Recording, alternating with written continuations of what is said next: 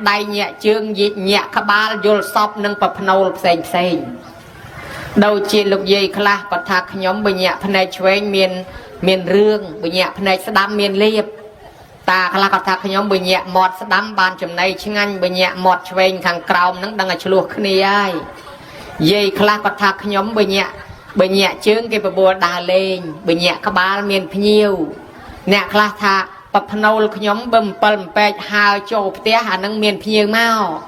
nè khla cái thà bật tật cài dùng lửa bị đọc miền phiêu nè khla cái thấy nhóm dân nam tại cài ô cột bị không tia tranh tới khla gần nâng miền phiêu đài thấy đó là pe dây khla quạt vừa bị sao quạt thà màu bòn kê tới quạt nhẹ phần này truyền prut anh dân nam ta nhẹ phần này truyền nâng miền rương bà chẳng mình hiện nơi bòn này tới tia sân cầm ao miền rương sạp bắt đầu tia lô chỉ môi ta đó mà các bạn đặt thay gì anh thật kích vì rương ở lấy mà chua rương ta đai ngày cõi mà bòn tiệt nhẹ này chuyên prut ngày muốn nhẹ này chuyên nâng phải nhập từ tiếc luôn chỉ môi ta ở lấy ngày nay mình toàn từ đấy sự ngon mới to là giúp chăm phọt rương sân chăm từ đó là nơi đó giúp miền ấy tranh tới cái do sẽ bài trường bạc anh tình mà sẵn mạnh mà pay $1 toàn bàn pẹ và màn phóng tâm pẹ mà đón ở châu camera cái lấy cái do bạc đó là chi mô tô tới tam phá vô máy bay mô tô từng dục nâng tiết chiên cái đếch ở Hà Linh mà lo hỏi quạt nâng thà anh chẳng nằm thà anh nhạc phần này chơi nâng đăng tầm miên rướng kích mình thọt ấy quạt xua luôn ai cho phần này nâng việc đăng vì nào máu nó mất bàn phần này nâng việc đăng môn ảnh cái thàn nâng nẹ ra xa phần lưng về prap hỏi ta chẳng đây ta có thà bởi nhạc chướng cái bố đào lên bởi nhạc khá ba miền phía bởi nhạc một sẽ đạp mà hàng lơ nâng đăng ta ban chùm này chứ anh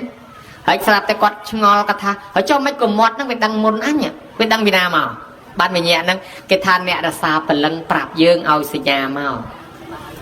nè khla ao tới chỉ vô sọp ao tới chỉ bập nâu hãy nè đẹp cái bốn priêm men tên nâng cái mưa bập vót mà nè cái tháp bát đầy mà dương nâng ọt đôi kia thế nơi lơ bị phốp lốc mà sân vật chia xa cái rô khơi mà sân scan mua ai đôi kia mốc ai đôi kia có pan tay cái dao đây cái dao chương ở đôi kia thì chẳng ban dương chỉ duyên ho thôi tầm nào chlong bát tê chlong đán cái do cái dao đây chỉ thông mai cái ọt chưa lời chỉ mua chỉ thông mấy chỉ mua ai palom bán mốc ai palom bán pan cái dao đây ọt ai palom bán hay ọt đôi kia sao nhiều mà hỏi cho nè priếm cái than che ban chơi việc khó kia nâng cái tha chi vẹn và vót là bao dương này không đầy nâng dụ phần này trừ miền bờ pôn dụ phần này trừ miền thất đây dụ phần này trừ miền cồn sấy dụ phần này trừ miền cồn pro dụ phần này trừ làng vua làng liệp dụ phần này ban thần non thần rạ sạ dụ phần này trừ sập từ vinh dụ phần này trừ chư thôn đôi chân này hỏi ban chơi cái thà hai ấy ban chơi cái mưa đắng buộc priêm cái mưa tập bát đầy nâng cái đắng cái tha chi vẹn và vót dương ta xe lơ bát đầy nâng cái phần này dương mưa khơi ta cái vinh cái bám dương ngọt dồi buộc priêm cái dồi này cái đắng tha anak xe chi vật anak xe trọp sâm bát anak xe liệp xe xe kia nóហើយគេមើលដឹងថាអាយុប្រមាណមានប្តីអាយុប្រមាណមានកូនអាយុប្រមាណឈឺធ្ងន់អាយុប្រមាណស្លាប់អញ្ចឹងប្រវត្តិមនុស្សម្នាក់វានៅក្នុងបាតដៃហ្នឹងអាហ្នឹងពួកព្រាហ្មណ៍ដល់ទៅពេលព្រលឹងហ្នឹងមាន19ព្រលឹងគេថាណាភ័យខ្លាំងមែនទែនព្រលឹងខ្លះរបូតជ្រុះញោមដល់ទៅរបូតជ្រុះទៅវាទៅជាឈឺគេហៅជំងឺលោះព្រលឹងដូចពីដើមអញ្ចឹងណាអាត្មាធ្លាប់អ្នកអាស័យជប់តណាលនោះជីកបីពីក្រោមនោះមកណាអាអ្នកជីមុខគេហ្នឹងលោតទៅលើខ្នងកបីព្រុសពួននៅកពោតព្រៃហើយប្រឡប់ផងឲ្យស្រែកថាចៅអើយចាំយាយផងគ្មានទេអាអ្នកខាងក្រោយកបីក៏ផ្អើលមនុស្សក៏ផ្អើលលោតពីលើខ្នងកបីរត់យកព្រះអាយុមកដល់ផ្ទះវិញអ្នកខ្លះឈឺលោះព្រលឹងគេហៅជំងឺលោះព្រលឹងភ័យខ្លាំងពេកឈឺឡើងលោះព្រលឹងអ្នកបែបនេះក្នុងសម័យសាសនាព្រាហ្មណ៍គេត្រូវធ្វើបន់ជាប់ព្រលឹងហើយគេហៅព្រលឹងមកវិញព្រោះព្រលឹងកពុបអស់ខ្លះហើយជ្រុះទៅខ្លះហើយអញ្ចឹងអាចារ្យគេជាប់ព្រលឹងមកវិញគេរៀបចំពៅខ្មៅគេរៀបចំឈ្នៀងរៀបពិធីក្រឹកក្រែងណាអាហ្នឹងសត្រានៅស្រុកខ្មែរនៅមានតែអាត្មារកឃើញតែក្បួនហៅព្រលឹងរបស់ព្រាហ្មណ៍ហ្នឹងហើយគេសោតហៅមើលមកវិញមកវើយមកស្រុកយើងមើលទ្រព្យសម្បត្តិថែអាសាកូនចៅយើងមកផ្ទះយើងវិញមកអើយហៅតងហៅព្រលឹងហ្នឹងណាចាស់ពីដើមនៅពេលដែលមនុស្សឈឺធ្ងន់គេទៅតាមអាចារ្យមកដល់គាត់មើលព្រលឹងសិន ហើយបលឹងនៅគ្រប់ទៅអត់ហើយបើថាបលឹងមិនគ្រប់ទេអាចារ្យហៅបលឹងសិនណាហើយបើហៅបលឹងចូលមិនគ្រប់ទេអាចារ្យប្រាប់ថាអូមនុស្សនេះមិនធាទេមួយខែពីរខែទៀតឬក៏ឆាប់នឹងគាត់នឹងស្លាប់ហើយក៏ប៉ុន្តែបើហៅបលឹងចូលគ្រប់គ្រាន់វិញគាត់ថាមនុស្សនឹងរស់វែងតទៅទៀតតែចាអាចារ្យស្រុកនេះចេះហៅបលឹងយ៉ាងជាមើលពីណាឈឺឲ្យទៅហៅបលឹងសាកមើលរហូតទៅដល់អ្នកបួសនឹងក៏គេមានសែនអីជូនបលឹងឯណាអូច្រើនណាស់រឿងបលឹងហ្នឹងហើយដល់ពេលបលឹងហ្នឹងគេចែកជា3បលឹងតូចបលឹងធំនិងបលឹងមធ្យមអាបលឹងតូចហ្នឹងមនុស្សណាម្នាក់ចិត្តស្លាប់ច្បាប់ខ្លះថា6ខែច្បាប់ខ្លះថា1ខែចាប់ផ្ដើមចុះចេញពីខ្លួនយើងទៅហើយអញ្ចឹងយើងចាប់ផ្ដើមភ្លេចចាប់ផ្ដើមភ្លាំងចាប់ផ្ដើមផ្លាត់ចាប់ផ្ដើមមានប្រភ្នូលប្រេះផ្ដាស់ព្រោះបលឹងខ្លះលែងនៅហើយទៅហើយដល់បលឹងធំចេញថ្ងៃស្លាប់ដល់បលឹងចេញថ្ងៃស្លាប់បលឹងធំគេថាអត់តន់អស់នៅសល់បលឹងរាយរងទៀតដូចជាបលឹងពួកដីទឹកភ្លើងខ្យល់អីអត់តន់ទៅអស់ទេពួកបលឹងរាយរងហ្នឹងនឹងនាំគ្នាទៅថ្ងៃទី7ប្រជុំគ្នាទៅហើយតែជុំគ្នាជាមួយបលឹងធំដើម្បីទៅចាប់កំណើតកើតមួយទៀតពួកព្រាហ្មណ៍គេថាអញ្ចឹងក្នុងសាសនាព្រាហ្មណ៍គេរៀបសំណែនក្នុងថ្ងៃទី7ហ្នឹងដែរគេហៅថាសែនដំណើរបលឹងមានន័យថាខ្មែរយើងកាលពីមុនកាន់ពុទ្ធសាសនាហ្នឹងដែលយើងបន្ទាប់ពីកាន់សាសនាអូស្ត្រូអាស៊ីនិងមកកាន់សាសនាព្រហ្មញ្ញក៏យើងមានជំនឿ7ថ្ងៃដែរប៉ុន្តែគេសែនគេហៅថាជូនដំណើរបលឹងដល់ពេលក្រោយមកទៀតខ្មែរយើងដូរសាសនាមកទទួលកាន់ពុទ្ធសាសនាវិញម្ដងពុទ្ធសាសនាព្រះអង្គអត់មានបង្គាប់បញ្ជាថាណែឯងត្រូវតែធ្វើបុណ្យ7ថ្ងៃហើយព្រះអង្គអត់មានសម្ដែងពីបលឹងតូចបលឹងធំទេព្រះអង្គសម្ដែងពីចុតិបដិសន្ធិមនុស្សយើងស្លាប់ទៅមាន3ប្រភេទអ្នកដែលស្លាប់ទៅមាន3ប្រភេទអ្នកទី1គឺថាហៅថាសមុច្ឆេតមរណៈគឺតួព្រះអរហន្តលោកស្លាប់ហើយលោកអត់មានកើតទៀតទេនិព្វានហើយជីវិតចុងក្រោយហើយស្លាប់ទៅគឺផុតតែហ្មងលោកយល់ថាការកើតរាល់ថ្ងៃនេះដូចពពុះទឹកប៉ោងបែករាប់លានជាតិរាប់លានឆ្នាំរាប់មិនឈ្នះមកហើយវានៅតែប៉ុណ្ណឹងកើតស្លាប់អញ្ចឹងតែរហូតលោកនឿយណាយលោកធុញណាស់អញ្ចឹងលោកលែងធ្វើពពុះទឹកទៀតហើយលោកលែងកើតមកទៀតហើយនាំពិបាកស្លាប់ទៀតដូច្នេះការស្លាប់របស់ព្រះអរិយបុគ្គលគឺលោកលែងត្រឡប់មកវិញបានដល់ព្រះអរហន្តគេហៅថាសមុច្ឆេតមរណៈមួយទៀតគេហៅថាខនិកមរណៈខនិកមរណៈនេះស្លាប់ដោយមួយខណៈមានន័យថាមនុស្សយើងអ្នកខ្លះស្លាប់ដៃអ្នកខ្លះស្លាប់ជើងអ្នកខ្លះជ្រុះសក់អ្នកខ្លះជ្រុះកញ្ចក់អ្នកខ្លះបាក់ធ្មេញហើយអ្នកខ្លះស្លាប់កោសិកាចាស់ផ្លាស់ចេញអានឹងស្លាប់បដាហើយអ្នកខ្លះអួតថាពីក្មេងបកែចាំមករៀនបកែដល់តែមកចាស់មកត្អូញនេះកូនអើយរៀនឯមុខផ្លិចឯក្រោយរៀនឯក្រោយផ្លិចឯមុខអាត្មាថាញោមរៀនកដាលហើយបកែផ្លិចមុខក្រោយកុំរៀនមុខក្រោយរៀននៅកដាលហ្មងទៅហើយដល់ឥឡូវនេះនេះកូនអើយសោតបានតែជាមួយគេទេសោតម្នាក់ឯងអាកន្លែងណាមិនចេះក៏អកកហែមហើយដកដង្ហើមចំតែកន្លែងមិនចេះនឹងហ្មងញោមញាតហើយអញ្ចឹងអ្វីដែលយើងចេះចាំពីមុនមកណាដល់លកិតមកដល់ឥឡូវនេះវាទៅជាផ្លេចភ្លាំងបាត់អស់មានន័យថាវាស្លាប់ហើយស្លាប់បដាអញ្ចឹងកោសិកាខួរក្បាលក៏ស្លាប់កោសិការូបរាងកាយក៏ស្លាប់គេហៅថាខនិកមរណៈឯស្លាប់ទី3គេហៅថាសម្មតិមរណៈស្លាប់ដោយសន្មត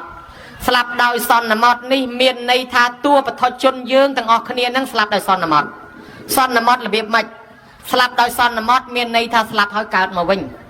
ស្លាប់ហើយនៅកើតទៀតអ្នកណានិយាយថាបើសិនបើជាតិថ្មីមានមែនបើសិនជាជាតិថ្មីមិនមែនអ្នកនោះមិនតាន់មានសទ្ធាច្បាស់យល់មិនតាន់ច្បាស់ទេនៅថាបើសិនជា2បូកនឹង2 4មែនបើសិនជា3បូកនឹង3 6មែនបើគេឃើញ2មែនហើយមិនបាច់ចាំថាបើសិនជា2បូកនឹង2 4មែនមិនបាច់ទេគឺការសិក្សាឃើញអំពីកំណើតដែលកើតមកដោយសារអីនោះ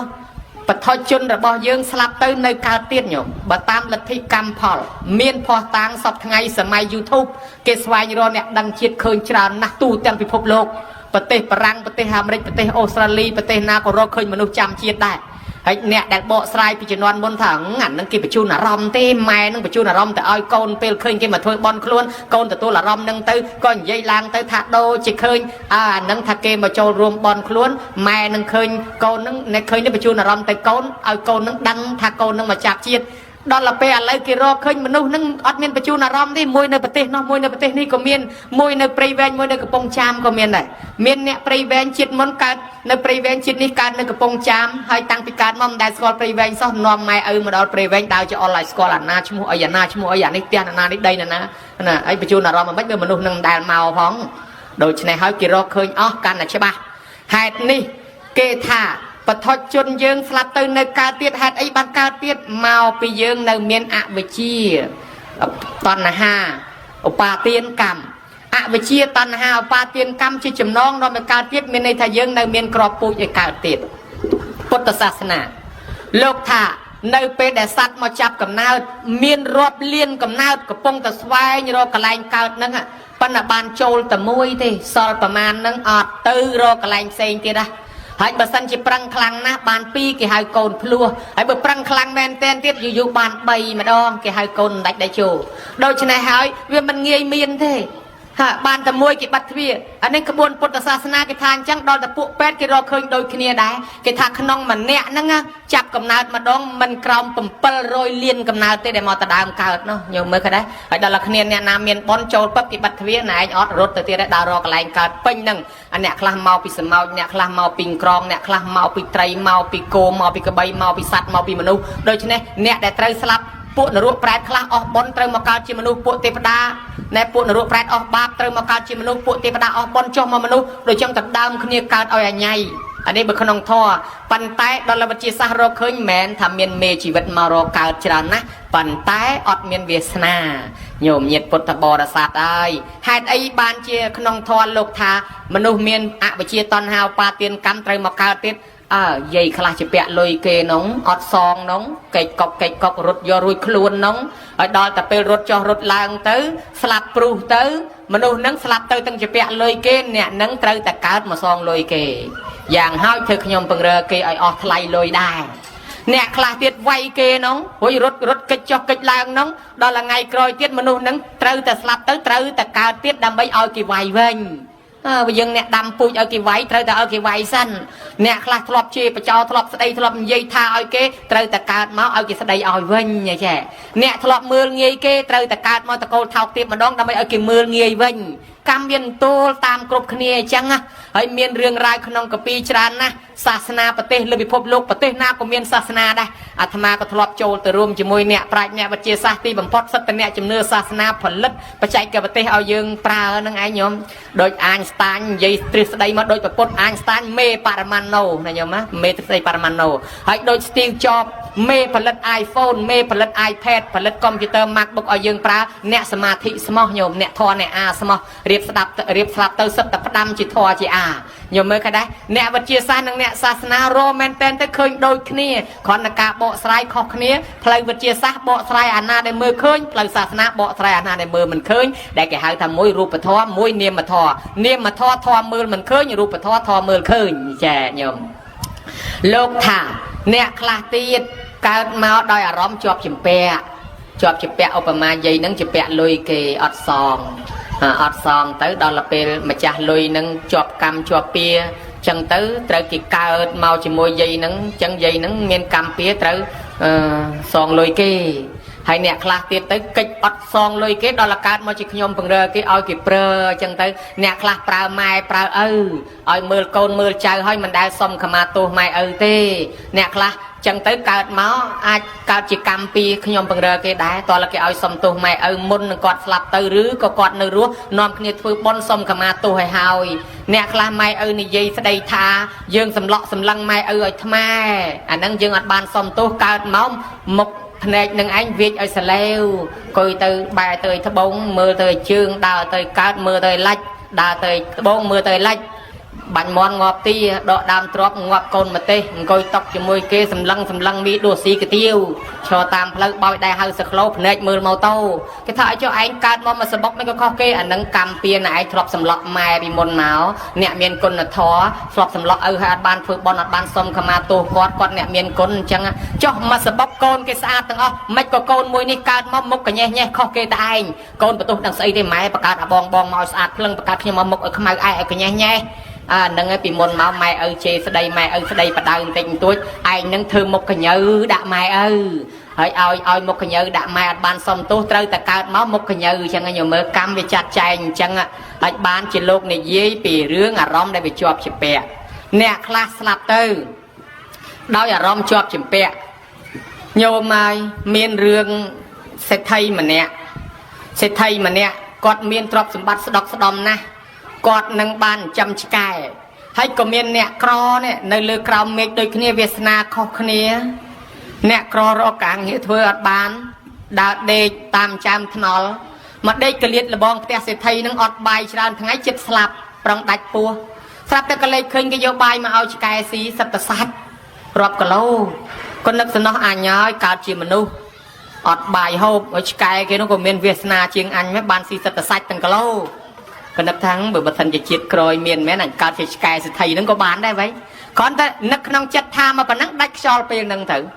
ដល់ដាច់ខ្យល់ទៅការជាកូនឆ្កែនឹងមែនយល់មើលគេដែរទៅការជាកូនឆ្កែផ្ទះនឹងមែនប៉ុន្តែកូនឆ្កែនេះវាដឹងជាតិណោះវាចេះធ្វើបន់វាចេះនាំផ្លូវលោកវាចេះអីដល់ទីបំផុតស្លាប់ពីឆ្កែទៅបានទៅកើតក្នុងឋានសួគ៌វិញអញ្ចឹងមិនថាអារម្មណ៍ជាប់ជំពាក់វិទាញអញ្ចឹងហើយមានសេដ្ឋីមួយទៀតណោះឈ្មោះអីទេដល់គាត់ឃើញលោកបានគាត់តែងតែជេរលោករហូតជេរលោកជេរព្រះជេរលោកជេរព្រះមិនហាមកូនមិនឲ្យធ្វើបន់មិនឲ្យធ្វើទានដល់ពេលគាត់ស្លាប់ទៅគាត់កើតជាកូនឆ្កែនៅក្រោមផ្ទះនឹងដែរដល់កើតជាឆ្កែទៅគាត់នៅតែមានគំនិតថាគាត់ជាម្ចាស់ផ្ទះគាត់ជាម្ចាស់ទ្រព្យសម្បត្តិហើយដល់ឃើញលោកមកបិណ្ឌឆ្កែនឹងមកព្រុសរហូតឆ្កែនឹងឃើញព្រះក៏ព្រុសដែរហើយញោមចំណាំមើលបើឆ្កែផ្ទះណាដាក់បាតលោកឆ្កែអត់ព្រុសលោកទេណាញោមវាដឹងថាម្ចាស់វាគោរពអីដល់ម្ចាស់វាមិនគោរពឆ្កែនឹងវាក៏មិនគោរពលោកដែរដល់ពេលព្រះអង្គមកបិណ្ឌបាតឆ្កែនឹងវាព្រុសព្រះជេរព្រះព្រះអង្គក៏និយាយដាក់ឆ្កែនឹងថាណែលោកសេដ្ឋីពីជាតិមុនជេរតថាគតខ្លាំងហ្នឹងហើយឥឡូវបានកើតជាឆ្កែហ្នឹងហើយបើឥឡូវជេរតថាគតបន្តទៀតហើយមានតែជាតិក្រោយទៀតទៅអវិជ័យហើយអត់បានមកមនុស្សទេឆ្កែហ្នឹងវាស្ដាប់ពាក្យព្រះយល់ដឹងខ្លួនធ្លាប់លកជាមើលអញឆ្កែមែនអញ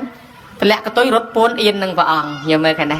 ចឹងបានថាដំណើរនៃជីវិតមនុស្សស្លាប់ទៅត្រូវការកើតវិញជារឿងធម្មតាអញ្ចឹងបានអនន្តសេដ្ឋីពីសម័យព្រះញោមព្រះអង្គផ្សាយសាសនាដំបូងនៅរាជក្រឹសឯងដល់ព្រះអង្គមកផ្សាយនៅសាវត្ថីមនុស្សជឿលឿនណាស់តាមពិតមនុស្សនៅសាវត្ថីគេកាន់សាសនាព្រាហ្មណ៍ពេញប្រទេសទាំងអស់ស្រាប់តែព្រះអង្គមកផ្សាយមនុស្សបែបពីព្រាហ្មណ៍មនុស្សបែបពីលទ្ធិគ្រូ6មកជឿព្រះអង្គព្រឹបមកពីមានផោះតាងមួយមានផោះតាងច្រើនក្នុងបណ្ដាផោះតាងច្រើននោះមានផោះតាងមួយច្បាស់ជាងគេ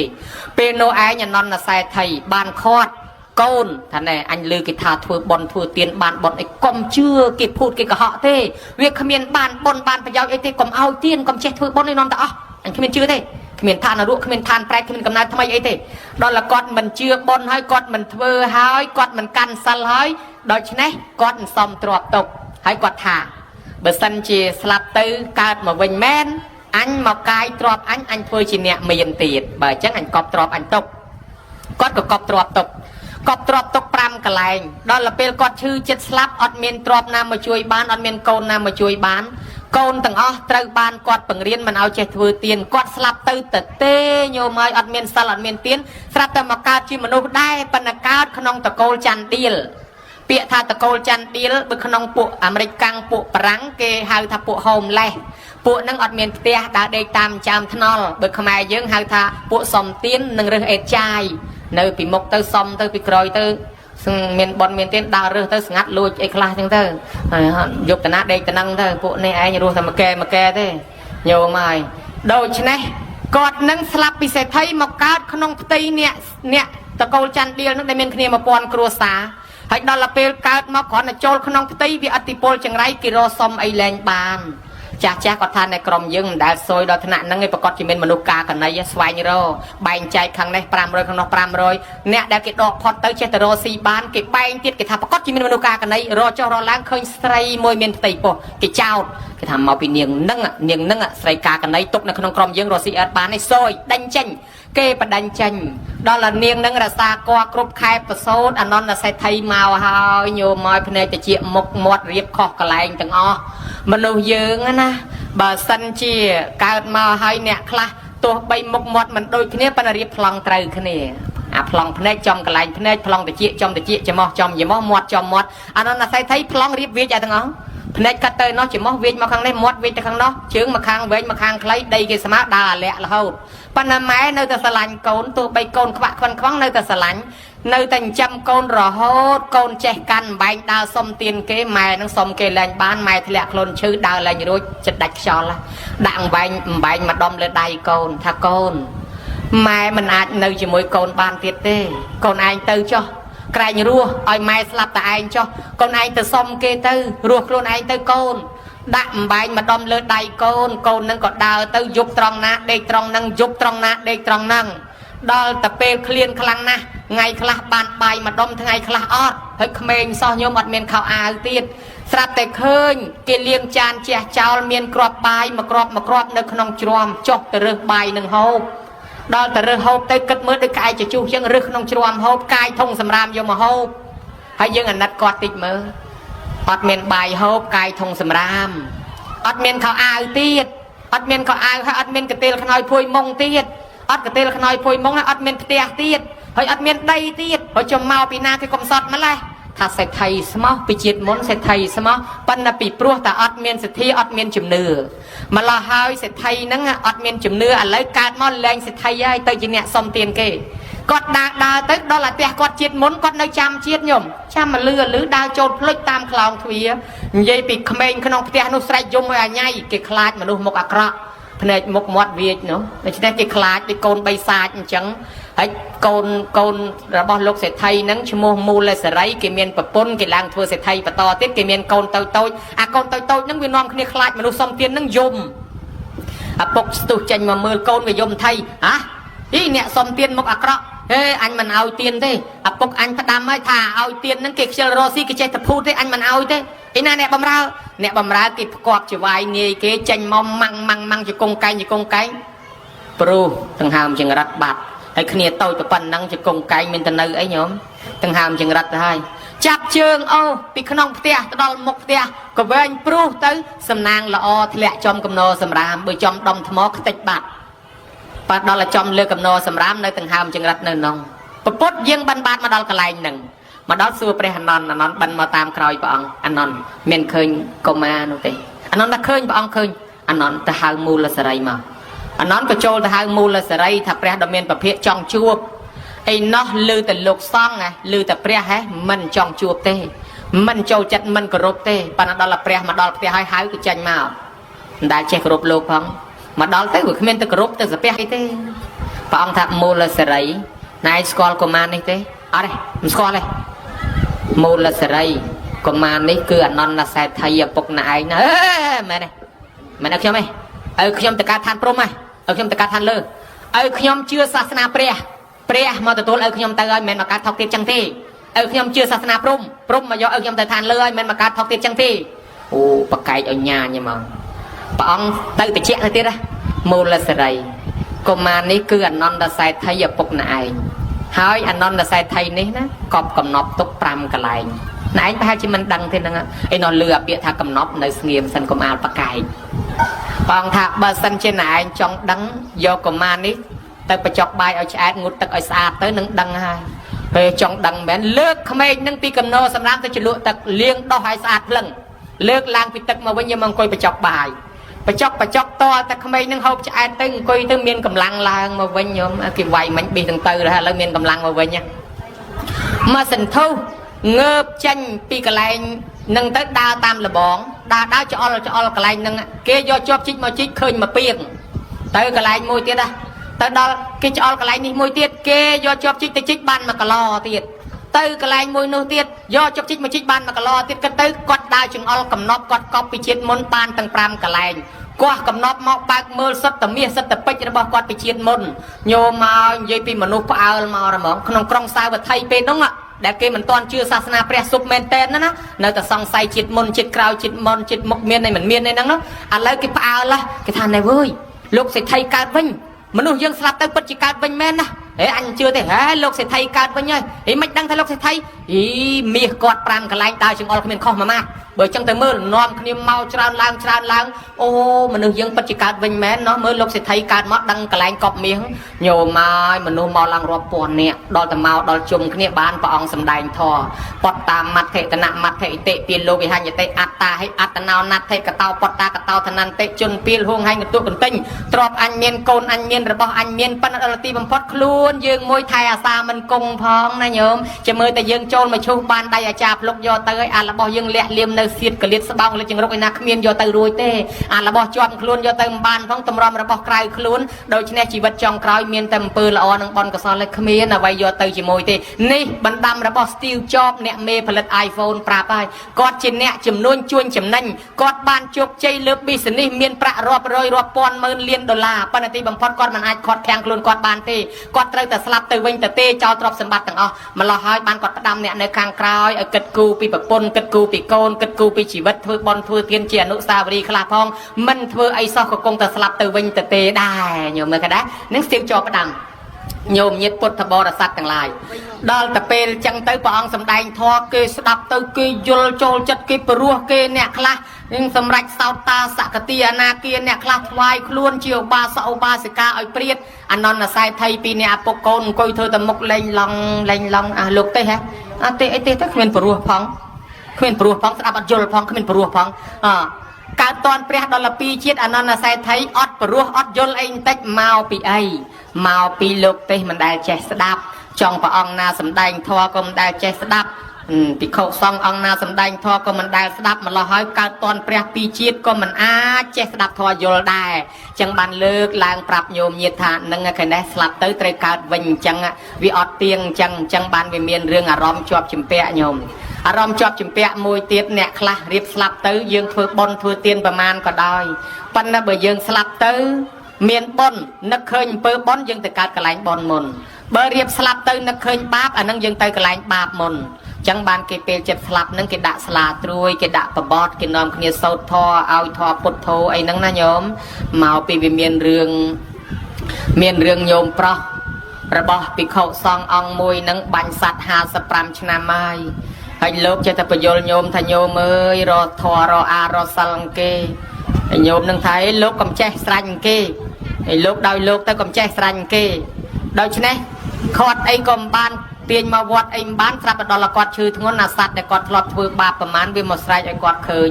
លឺនឹងតិចឃើញនឹងភ្នែកគាត់ភ័យគាត់ឲ្យលោកជួយដល់តែពេលគាត់រត់មករកលោកស្រែកឲ្យលោកជួយលោកមិនដឹងជួយឲ្យម៉េចបើគាត់ចាស់ហើយក៏យកមកបំពោះញោមបំពោះជាសាមណេររួចស្រេចហើយទៅគាត់នោះក៏គាត់ឈឺធ្ងន់មែនតែនឲ្យសូត្រធម៌ក៏មិនចេះសូត្រអង្គុយក៏អង្គុយមិនកើតអញ្ចឹងឲ្យដេកហើយដល់ឲ្យសូត្រធម៌មិនចេះសូត្រលោកសូត្រឲ្យសូត្រតាមឲ្យសាមណេរដើររកទៀនធូបស្លាទៀនធូបផ្កាភ្ញីមកដើម្បីឲ្យគាត់បូជាចុលាមនីចេតិយ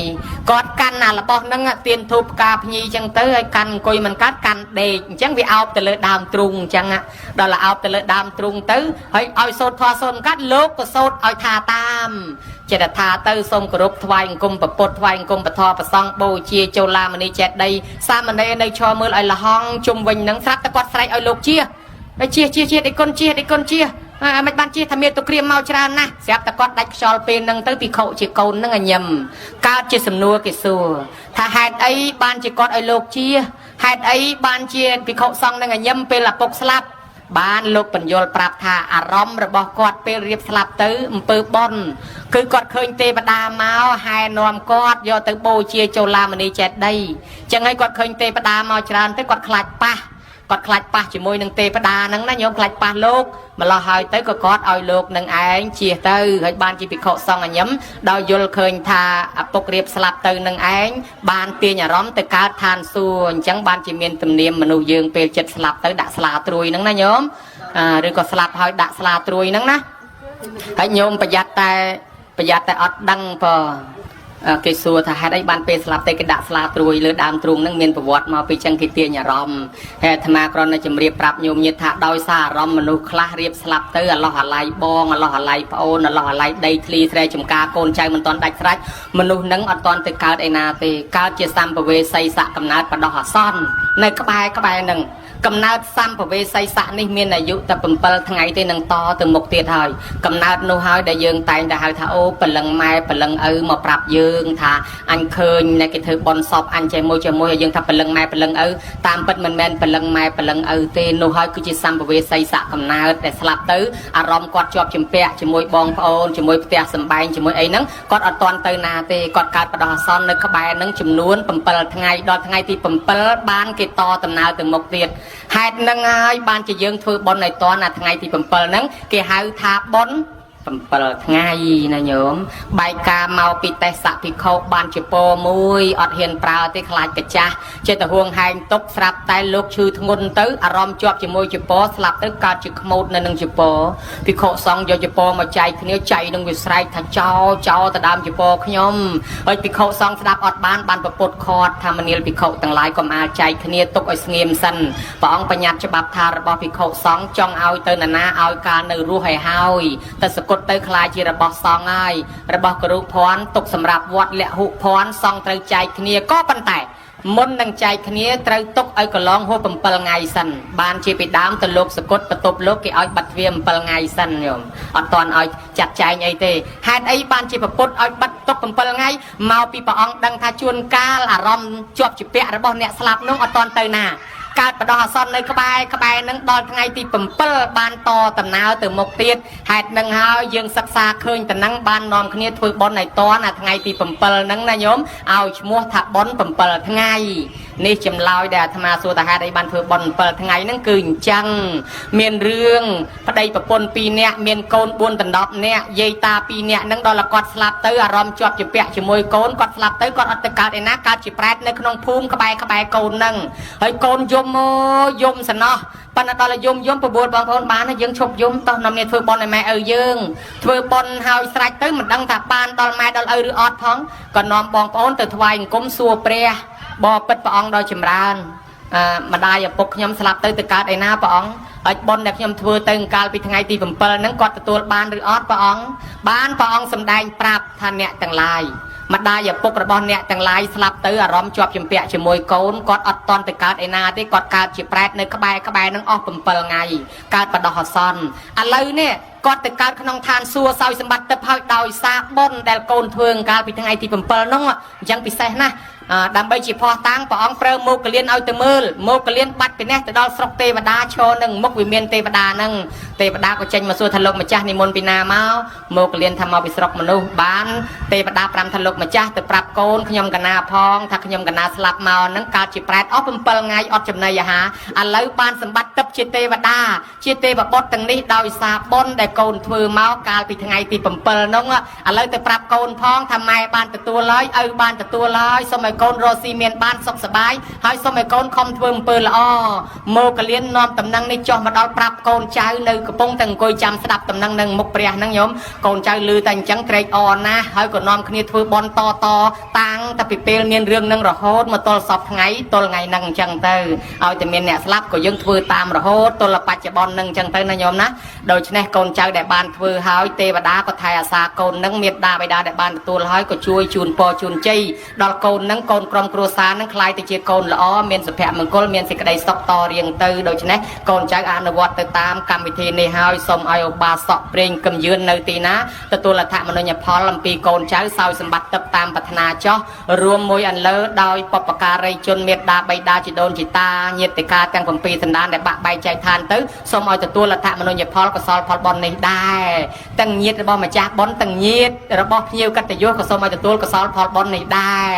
សូមកូនចៅនឹងបងប្អូនអ្នកមកជួយខ្វល់ខ្វាយចាត់ចែងទាំងអាចារ្យទាំងយាយទាំងតាទាំងវិយាបច្ចៈទាំងសន្តិសុខទាំងអ្នកថតទាំងអ្នកបាក់មីក្រូអូពេរ៉ាទ័រអ្នកតុបតែងរោងអ្នកជួយខ្វល់ខ្វាយដឹកយាយដឹកតាដឹកអាចារ្យដឹកប្រសង់ក្នុងកម្មវិធីបុណ្យអ្នកចូលចាប់មគ្គផលទៅវិញបាត់ហើយក្តីនៅក្នុងទីនេះក្តីសូមឲ្យជួបតែសេចក្តីសុខចម្រុងចម្រើនតរៀងទៅកុំឲ្យមានជំងឺឈឺអាពាធបៀតបៀនប្រាថ្នាអ្វីណាមួយឲ្យសម្រេចដូចសេចក្តីប្រាថ្នារស់នៅឲ្យបានយូរធ្វើបុណ្យឲ្យបានច្រើនតទៀតណាញោមណាការសម្ដែងប៉ុណ្ណេះសន្មតថាចប់អេវ៉ាំង